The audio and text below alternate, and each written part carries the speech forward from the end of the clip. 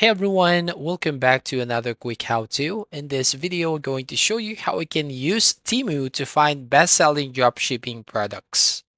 So we're going to look for a sample product here on Temu. So as you can see, I'm going to click the sample product. So I'm going to choose this retractable microfiber car wax brush. So the best way here is basically we will have to find a product that is popular. So for example, you want to take a look at the number of sold. For example, this product here, it has 1.7 plus sold. So it has 1,700 sold and has 4.6 stars. So as you can see, it has a really good star rating.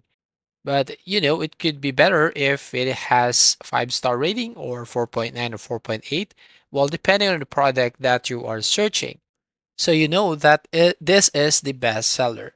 And we're going to the image right here and then right click on it. And then we're going to click on this search image with Google. So it will bring up an entire search directory for this particular image. So we're going to be prompted with a lot of different products that are similar to this product. So you can probably find it cheaper in some other website. So for example, if you're going to take a look at their e-commerce store right here, for example, this one, AliExpress.